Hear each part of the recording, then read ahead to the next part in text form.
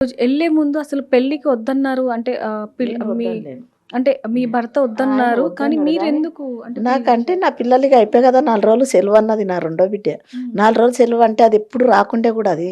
హ్మ్. 4 రోజులు సెలవంటే దానికి శనివారము, సండే హాలిడే ఉంటది. హ్మ్. ఈ మిగతా బుధవారం ఆఫీస్ చేసుకొనొచ్చింది. శుక్రవారము, గురువారం హాలిడే ఉంటది మమ్మీ అన్నది. హ్మ్. సరే బేటా 4 రోజులని వీళ్ళు గూడా ఏమన్నారు, మమ్మీ మేము ఎగ్జామ్స్‌కి ప్రిపేర్ అయితున్నాము. ఇంటికైతే వస్తాం. ఆడే ఇదైతాము. అన్న పెండ్లి గూడా అయితది కదా గురువారము. చూస్తాం మీ డిన్నర్‌కి లేకుట్లేదు మళ్ళా మేము వెళ్ళిపోతామన్నారు. సండే రోజు ఉంది కదా బేటా అందరుండ్రు ఒక్కటే పరి ముగ్గురు పోదురు అక్క చెల్లెండ్లు. ఉందురు సండే అని నేను డిన్నర్‌కి కూడా పోలేదు మా అక్క కొడుకుది. అట్లని నా పిల్లలు ఇంట్లోనే పెట్టుకొని నేను ఇంట్లోనే ఉంటి.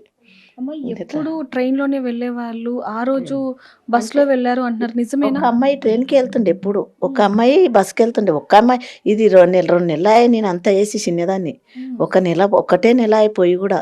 2 నెలల అది ఆన్‌లైన్ క్లాస్ పెట్టింది నా సాయిప్రియ.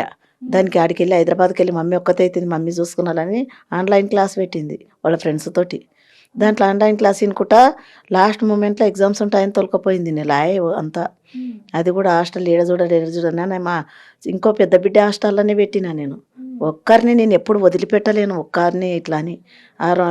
సాయి ప్రియకి గూడా వాళ్ళ ఫ్రెండ్‌ని ఒకదాన్ని నీకు బస్ కిరాయి గూడా ఏమైతే అది పెడతా బేటా. నువ్వు హాస్టల్‌లోనే చదువుకో సాయి ప్రియతో పాటు వాళ్ళ ఫ్రెండ్‌ని కూడా పెట్టి నేను ఒక సంవత్సరం బయట హాస్టల్‌లో గూడా పెట్టినా నేను.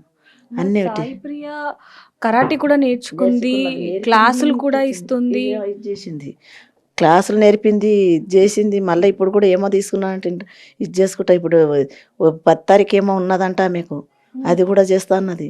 ఇప్పుడు 10 తారీఖు 60,000 వస్తాయన్నది ఈమె జేసింది. హ్మ్. వాళ్ళ కాళ్ళ మీద వాళ్ళు నిలబడేట్లాగా ఉండే అదే నాకెంతో సంతోషంగా ఉండేవాళ్ళు. నా పిల్లలది అదొక్కటే నాకు ఇది ఉండే గానీ, వేరే నాకు లక్షలు గావాలి, ఇది గావాలని నేను వాళ్ళ పెరుగుడు ఒక్కటే చూసుకున్నా నేను. హ్మ్. ఓళ్ళే నాకు వాళ్ళ కోట్లు జీవితం అన్నంత వాళ్ళ వాళ్ళకి. జీవితం నాకు వాళ్ళు ఎంతెంత ఎదుగుతుంటే నాకు అంతంత ఉల్లాసం వస్తుంది. హ్మ్.